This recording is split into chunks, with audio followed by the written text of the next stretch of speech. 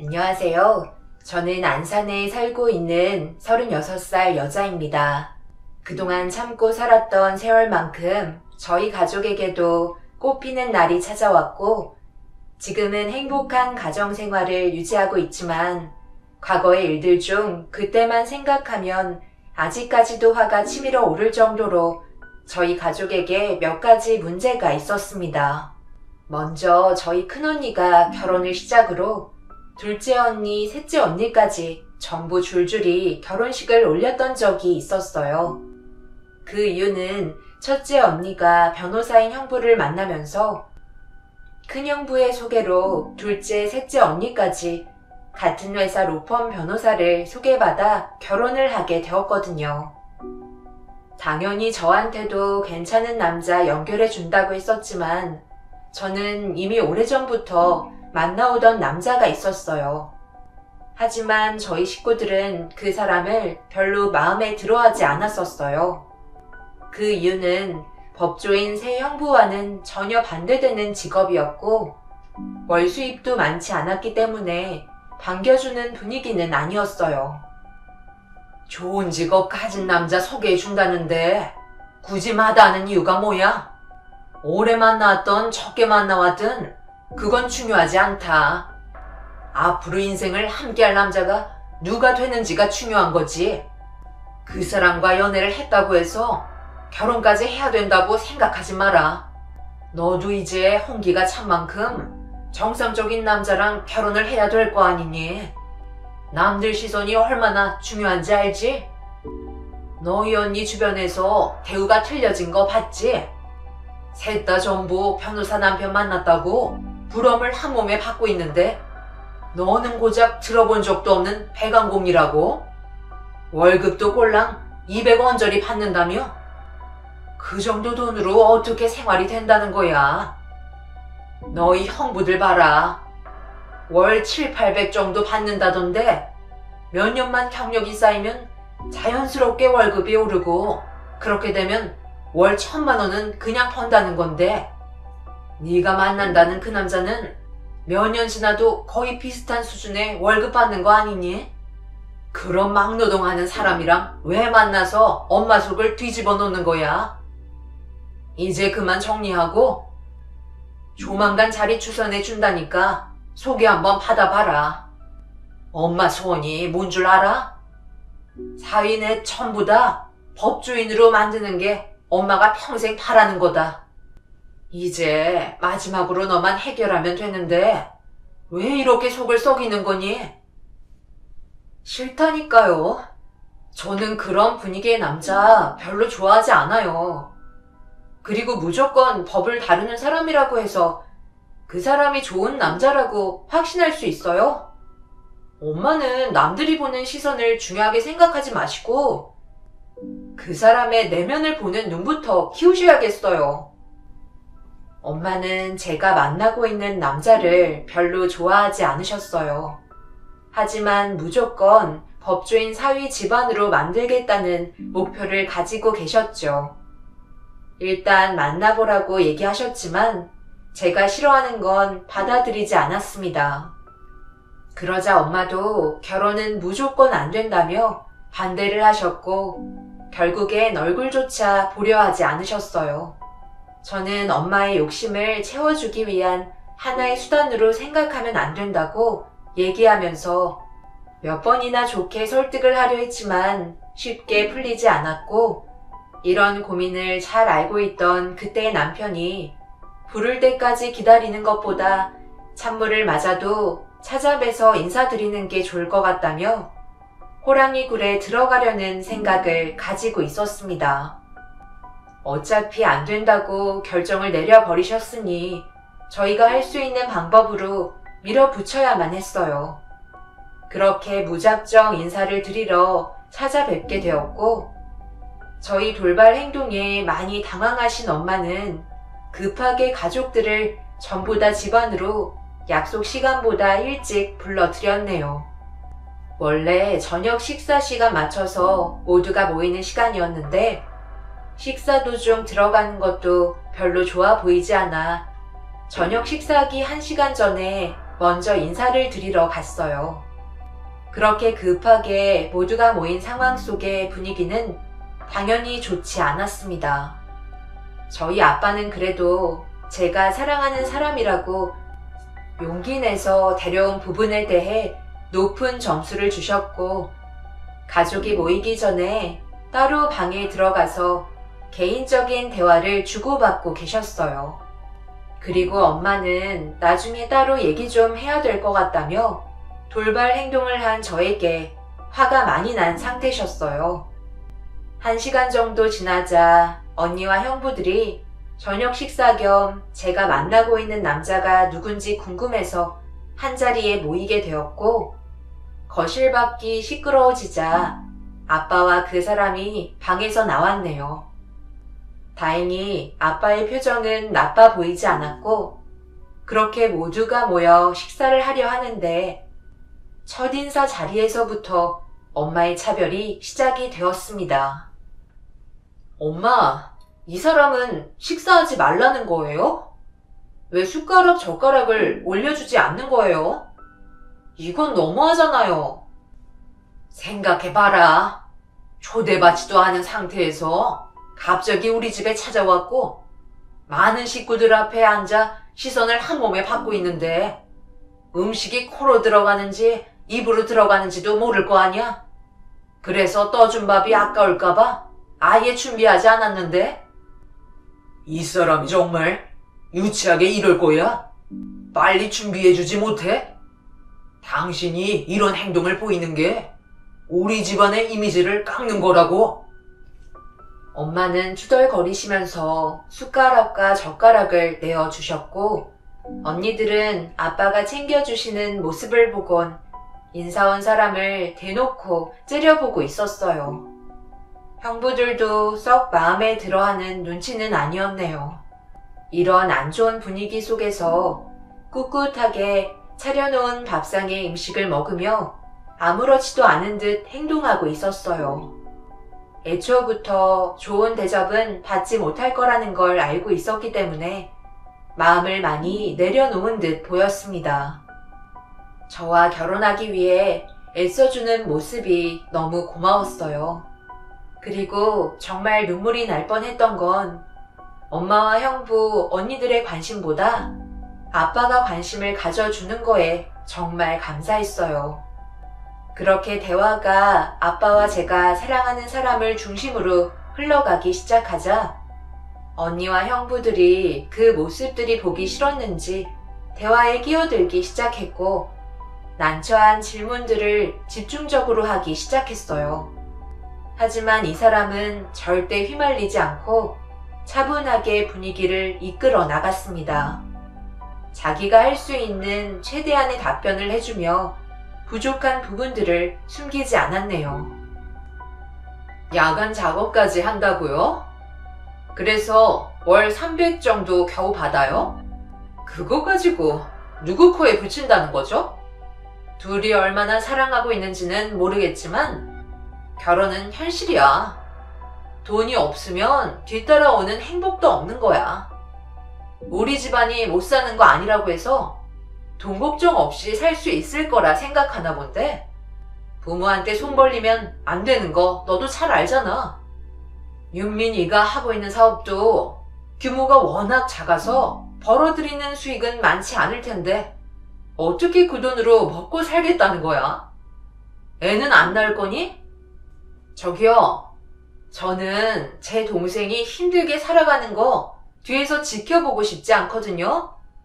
그쪽보다 능력 좋은 남자들이 동생이랑 결혼하겠다고 줄 서서 한 트럭으로 대기하고 있는데 굳이 집안 분위기를 안 좋게 만들어야 되겠어요? 밥이 입으로 넘어가세요? 개념이 없으신 건가? 아니면 눈치가 없으신 건가? 나는 이 집안의 큰 언니로서 윤민이가 능력 좋은 남자를 만나는 게 좋을 것 같다고 생각한다. 나는 엄마 편이니까 이 결혼 반대할게. 세상에 널린 게 남자인데 하필 막루동티는 배관공이라니. 너는 우리 집안에 오점을 남기고 싶은 거야? 제발 잘 좀 생각하고 행동해. 막내라고 오냐오냐해서 키워서 그런가? 뭐든 자기 멋대로 행동하려는 게 보인다니까. 저기요, 저희 집안이 지금 어떤 상황인지 대충 이해 가시죠? 네, 잘 알고 있습니다.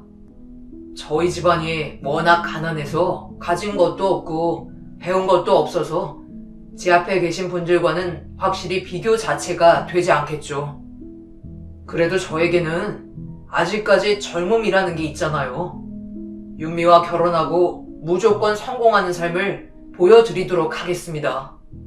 당연히 시간이 필요하겠지만 저희가 진심으로 사랑하고 있는 만큼 그 꿈 또한 이루어질 거라 생각합니다. 아직 많이 부족한 점이 보이시더라도 저를 믿고 결혼 허락해 주시면 안 될까요? 제가 남들보다 살겠다는 의지가 상당히 강한 편이라 절대 윤미를 굶길 일은 없을 겁니다. 한 번만 믿어주시면 성공하는 모습 꼭 보여드릴 테니 이 집안의 사이로 살아갈 수 있게 부탁드리겠습니다. 분명 저도 한 식구가 되면 도와드릴 수 있는 부분들도 정말 많을 거예요. 그래봤자 그쪽은 배강공이라는 타이틀에서 벗어날 수 없고 집안의 격을 떨어뜨리는 사회일 뿐이야. 아빠 빼고는 전부 적이었어요. 따뜻한 말 한마디 해준 적 없이 상처되는 말만 쉬지 않고 계속해서 뱉어대던 도중 아빠는 더 이상 듣고 싶지 않았는지 결국 참고 계시다가 화를 내시면서 상황은 정리가 되었네요. 그렇게 길지 않은 시간 속에 마음만 아프게 해준 것 같은 기분에 좋지 않은 상태로 그 사람을 집으로 돌려보냈어요. 그리고 끝나지 않은 대화를 이어나가게 되었네요. 제가 사랑하는 사람이 너무 큰 상처를 받았을까봐 화가 머리끝까지 올라와 버렸고 그 사람이 집으로 돌아간 이후에야 밝은 목소리와 함께 웃음소리가 주방에서 울려 퍼지길래 주방으로 들어가려 하는데 걸어 나오시는 아빠가 그냥 방으로 들어가는 게 좋을 것 같다고 말씀하셨지만 좀 전의 분위기를 그냥 넘어가는 건 아니라며 주방에 있는 식구들에게 제가 가진 불만들을 털어놓게 되었어요. 하지만 아무도 제 말을 들어주려 하지 않았죠. 저런 남자들은 원래 자존감이 낮기 때문에 우리 집안 사람들을 보곤 두 번 다시 결혼하겠다는 말은 못할 거예요. 당연하지. 우리 집안이 어떤 집안인데 변호사가 3명이나 있는데 배강공이 웬 말이니? 생각만 해도 너무 끔찍하다. 내가 저런 놈들 한두 번 겪어본 게 아닌데 분명 장모님 집안에 재산 보고 접근했을 거예요. 법적 문제로 변호사를 찾는 사람들 중에 재산 문제로 사고친 의뢰인들 대부분이 못 살거나 막노동 뛰다가 돈이 없어서 재산 갈취하려다가 돌이킬 수 없는 범죄까지 저지른다니까요. 겉모습만 보고 절대 알 수 없으니까 집안을 보고 결혼을 하는 거예요. 배운 사람들이야 생각을 하지만 못 배운 사람들은 손부터 나간다니까요. 오늘 아마 혼쭐이 났을 겁니다. 다시는 이 집안에 발도 들이지 않을걸요. 제가 봤을 때 엄마가 제일 나쁘고 형부들이랑 언니들도 잘한 거 하나 없어요. 내가 봤을 때 인생 경험은 그 사람이 더 많을걸요? 배운 사람이면 뭐해? 하는 행동들이 사람이 안 되어 있는데 돈 없고 배우지 못한 사람은 결혼도 하지 말라는 거예요? 처제, 어디서 어른들한테 큰 소리가? 지금 이 상황이 얼마나 심각한지 몰라? 항상 예의 바르던 처제가 그놈이랑 놀다 보니 인성까지 버려버렸네. 이래서 사람을 잘 만나야 한다는 거야. 안 좋은 것만 죄다 배웠잖아. 그런 놈들을 뭐라고 부르는지 알아? 미세먼지 같은 존재들이라고 불러. 바람 불면 날아가는 존재들. 가진 것 없어서 일상이 머리 숙여 굽신거리는 존재들이잖아. 오늘 그 사람은 한 번도 굽신거린 적 없이 당당하게 할 말 다 하고 자신감 있는 모습을 보여줬는데요. 사람 함부로 판단하지 마세요. 언니들도 변호사라는 직함에 눈이 멀어 평생 결혼하지 못할 형부들 10살이나 차이 나는데도 결혼한 거 내가 모를 줄 알아? 내가 이런 말까지 하지 않으려 했는데 언니들 예전에 대화 나눌 때 나이가 많아서 결혼하는 거 고민된다고 했었잖아. 10살 차이 나는 늙은이들 변호사 아니었으면 거들떠도 안 봤다고 뒤에서 형부들 욕하는 거 내가 못 들었는 줄 알아? 내가 듣기론 형부들 선자리에서도 인물이 너무 안 좋아서 나중에는 만날 여자들도 없을 만큼 변호사 말곤 내세울 거 하나 없었는데 언니들은 아쉬운 대로 변호사라는 타이틀 하나 때문에 시집 간 거 아니야? 차라리 그렇게 살 바엔 가진 거 없어도 진심으로 사랑하고 있는 사람과 만나서 행복하게 사는 게 100번 1000번 낫다고 생각하는데 언니들은 형부들의 껍데기만 좋아하는 거라고. 결국 홧김에 언니들이 형부들을 상대로 나눴던 대화를 입 밖으로 꺼내게 되면서 집안은 난리가 나고 말았어요. 그 사람이 잘못한 건 하나도 없었는데 사람의 인격을 깎아내리는 건 잘못됐다고 판단했었어요.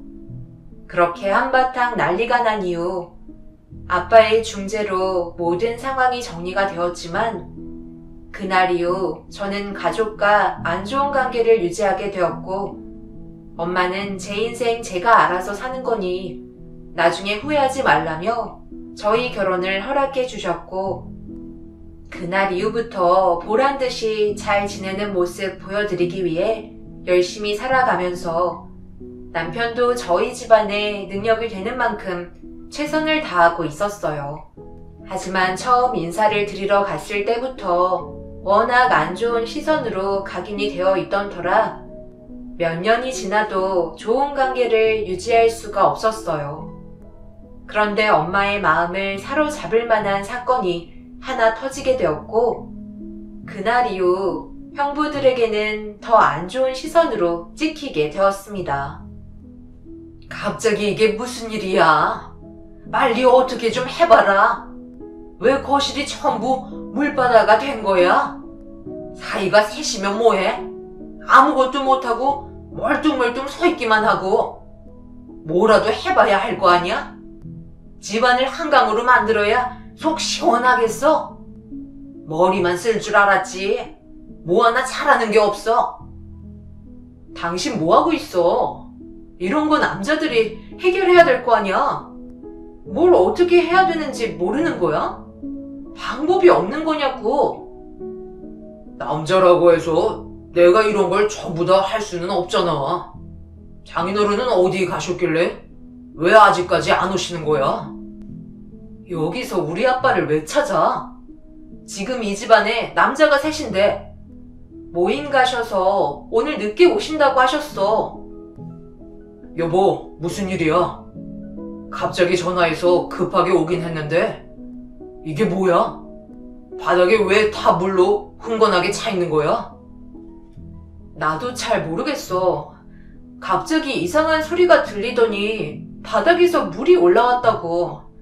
집안의 밸브는 전부 다 잠갔는데 물이 멈추지 않고 계속 올라오고 있어서 어떻게 해야 할지 모르니까 일단 당신한테 전화한 거야.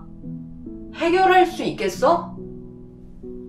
남편은 주택이 오래돼서 노후가 된 것 같다며 집안의 밸브를 잠그는 게 아닌 메인 밸브를 잠가야 한다며 건물 밖으로 나갔어요. 그리곤 잠시 뒤 바닥에서 흘러나오고 있는 물이 멈추었고 그 사이 남편이 몇 개의 바가지들을 집으로 가지고 들어왔네요. 남편은 양말을 벗고 바지를 걷어 올린 뒤 물에 젖지 않으려고 의자에 올라가 있는 형부들에게 바가지를 하나씩 나눠주더니 바닥에 있는 물을 전부 다 화장실로 퍼날라야 할 것 같다며 의견을 내자 형부들은 남편의 말을 듣기 싫었는지 바가지를 바닥으로 던지면서 이런 걸 왜 변호사인 자기들이 해야 되냐고 손가락 하나 까딱하지 않으려 하자 엄마가 그 모습을 보곤 갑자기 소리를 지르시더니 집안의 가구가 다 젖었는데 두 손 놓고 있을 거냐며 형부들을 의자에서 끌어내리셨습니다. 그렇게 모두가 거실에 고여있는 물을 전부 화장실로 퍼나르기 시작했고 그 사이 남편은 처음 보는 여러 가지 장비들을 가지고 거실로 들어왔어요. 바닥에 물기가 전부 없어진 걸 확인하고 남편은 기계로 바닥을 깨부수기 시작했습니다. 그런 광경을 처음 본 저희들은 묵묵히 지켜보고 있는데 남편이 형부들한테 장갑과 자루를 한 개씩 건네주었어요. 그리고 바닥에 깨부순 파편들을 전부 다 주워달라며 지시를 내리자 엄마의 눈치를 보면서 남편이 작업하고 있는 주변에 깨진 파편들을 자루에 담고 있었네요. 그렇게 꽤 깊게 구덩이를 파자 파이프 하나가 보였고 남편은 엄마를 부르며 파이프 연결 부위가 노후돼서 깨져 있는 걸 확인시켜주면서 다른 부품으로 연결을 시킨 뒤 밖으로 나가서 메인 밸브를 켜자 더 이상 물이 새어나오지 않았네요. 그걸 확인하게 된 엄마는 놀라기도 했지만 남편은 창고에서 바닥에 깔고 남아있던 대리석과 시멘트를 가지고 집 안으로 들어오더니 바닥을 깨부쉈던 곳을 원상복구까지 깔끔하게 해두자 그런 모습을 보곤 저희 남편을 새롭게 보게 됐는지 그날 처음으로 남편에게 고생했다며 제대로 된 상차림을 내어주셨네요. 옛날부터 집안에 남자 한 명은 손이 야무진 사람이 있어야 한다더니 그 말이 딱 맞아 떨어지네. 어쩜 이런 큰일을 혼자서 척척 해내는 거야. 이런 실력을 가지고 있으면 평생 굶고 살 일은 없겠네.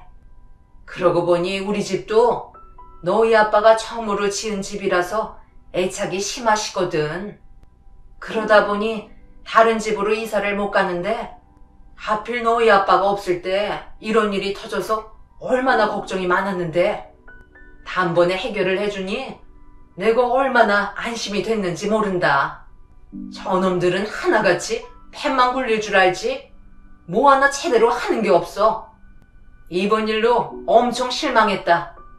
할 줄 모르면 옆에서 거들기라도 해야지. 집안의 가구가 젖든 말든 의자에 올라가서 내려오지 않으려 해? 남자가 셋이나 있었는데 어떻게 하는 짓들이 전부 다 똑같아? 엄마, 그만 좀 해요. 가뜩이나 이 사람 오늘 일 때문에 기가 많이 죽었는데 꼭 그렇게 얘기하셔야 돼요? 내가 틀린 말 했어? 남자가 하나만 잘해선 쓸모없다. 뭐든지 다 잘해야 되는 거야. 이번에 정말 크게 느꼈다. 엄마는 제일 중요한 집을 고쳤다는 거에 많은 충격을 받으신 것 같아 보였어요. 언젠가 기회가 올 줄 알았지만 확실하게 점수를 얻을 수 있는 사건이었고 그날 이후 엄마의 1순위는 저희 남편으로 바뀌게 되었네요. 그리고 뒤늦게 들어오신 아빠가 이 사실을 듣게 되면서 사위 하나 잘 들어왔다며 좋은 말을 아끼지 않으셨고 남편은 그날 모든 걸 다 가진 것 마냥 행복해하고 있었습니다. 하지만 형부들과 언니는 그 모습을 보곤 더 기분 나빠했고 아예 말도 붙이지 않을 만큼 남편의 존재 자체를 싫어했어요. 저는 그런 거 신경 하나 쓰지도 않았어요. 시간이 지나면 지날수록 남편이 저희 집안에서 받는 대우는 점점 커지게 되었고 제일 중요한 부모님의 사랑을 한 몸에 받고 있었으니까요. 그런데 그런 부분들이 형부들은 질투가 났는지 설날에 해선 안 될 행동을 저지르고 말았네요. 천장에 배관을 고정하고 있던 나사가 빠져서 새롭게 박아야 하는데 사다리를 잡아줄 사람이 필요해서 형부들에게 도움을 요청했고 이왕 시작하는 거 배관을 고정하고 있는 나사들을 전부 다 점검을 하고 있었어요. 그런데 엄마가 사위들 고생한다며 음료를 배달해 주려던 그 순간 갑자기 사다리가 옆으로 넘어지게 되면서 남편이 추락을 하게 되었고, 떨어진 남편이 다리를 접질렸는지 고통스러워하며 비명을 질렀습니다. 제가 뒤에서 전부 다 지켜보고 있었는데 큰형부가 사다리를 옆으로 넘겨뜨리는 걸 두 눈으로 목격했다고 설명하고 있는데, 자기는 모른다는 눈빛으로 회피하고 있었고, 둘째, 셋째 형부도 큰형부의 편을 들어주면서 다리를 부여잡고 있는 남편을 향해 꼬시다는 눈빛을 보내고 있었네요. 제가 너무 화가 치밀어 올라 형부들한테 화를 내려 하자 남편은 괜찮다고 더 이상의 불화를 만들지 말아달라며 저에게 부축을 받고 있었는데, 그때 남편의 작업복에서 무언가 떨어지는 소리가 들렸고, 바닥에 떨어진 물건을 주워들은 큰형부가 남편에게 건네주려던 그 순간 갑자기 금속 명찰을 자세히 살펴보면서 명찰의 출처를 물어보기 시작했고, 잠시 뒤 충격적인 광경이 펼쳐지고 말았어요. 동서가 왜 우리 로펌 VIP 명찰을 가지고 있는 거지? 여기 적혀 있는 건 자네 이름이잖아. 우리 로펌에서도 몇 명 없는 건데. 뭐라고? 그럼 엄청 높은 위치에 있다는 거 아니야? 윤미, 너는 지금 이 상황 알고 있었던 거야? 아니, 나도 몰랐는데. 그게 그렇게 중요한 건가? 당신이 형부회사의 VIP 명찰을 왜 가지고 있는 건데? 나는 형님들이 이 로펌에 소속이 되어 있는지 몰랐네. 이거 로펌 대표님이 주신 건데 몇 년 된 거 같은데 형님들은 나랑 대화 자체를 나누지 않으시니까 그곳에서 근무하고 계시는지도 모르고 있었지. 이번에 내가 계약하게 된 곳이야.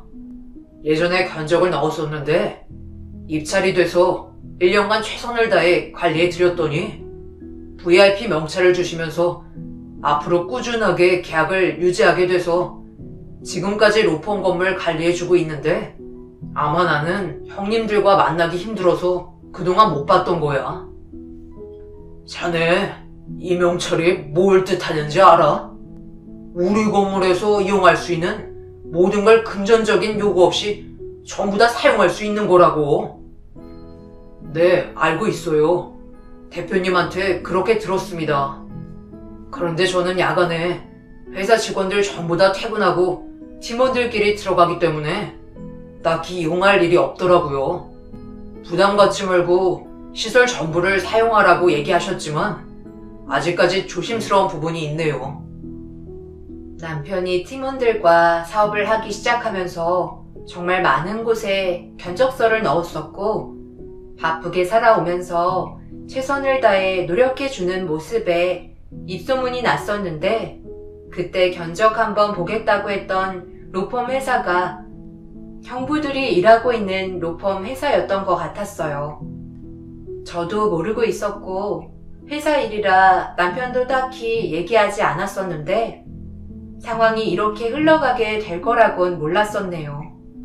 남편이 가지고 있던 VIP 명찰은 손에 꼽힐 정도로 로펌 직원들 사이에서도 대표에게 명찰을 받기란 하늘의 별 따기인 만큼 아무나 가질 수 없는 거였고, 형부들이 부러워하자 덩달아 언니들까지 부러워하고 있었습니다. VIP 명찰 하나면 건물 안에서 외식도 할 수 있고 외제차까지 무상으로 전부 다 이용할 수 있는 여러 가지 권한들이 정말 많았었어요.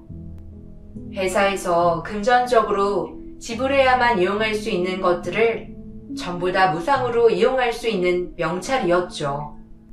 거기에다가 가족들까지 함께 누릴 수 있는 특권이 있었기 때문에 언니들은 로펌 건물 내에 있는 피부 관리와 마사지를 받고 싶었는지 남편의 명찰에 욕심을 내기 시작했어요. 그런데 첫째 형부가 저에게 한 달에 벌어들이는 수입에 대해 갑자기 물어보면서 난감한 상황이 발생이 되었어요.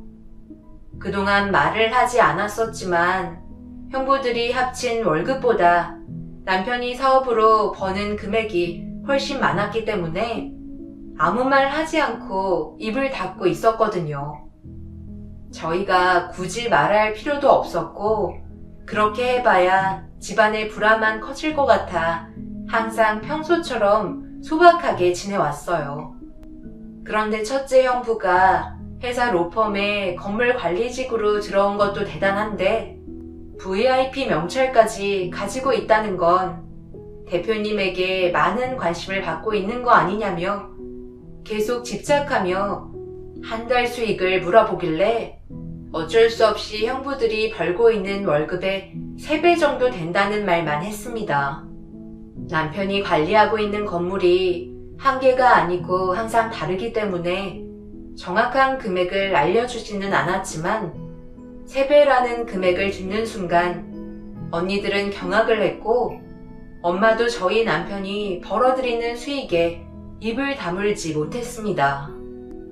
집안은 남편이 떨어뜨린 명찰 하나에 난장판이 되었지만 그 명찰을 확인한 순간부터 남편에 대한 대우는 너무나도 달랐어요.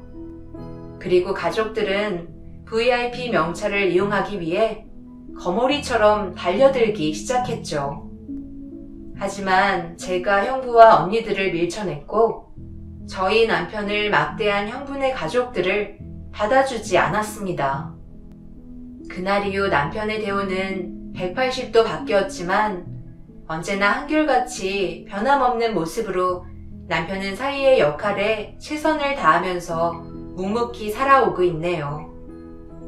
사람은 겉모습만 보고 모든 걸 판단할 수 없듯이 그 사람의 진짜 내면을 봐야 한다고 생각합니다. 자신보다 여러 가지로 부족하다고 그 사람을 낮게 본다면 나중에 분명 후회하는 일이 뒤따라올 수 있다는 걸 제 사연을 통해 많은 분들께서 느끼셨으면 좋겠네요. 오늘 하루도 가족분들과 좋은 시간 보내시길 바랍니다. 감사합니다.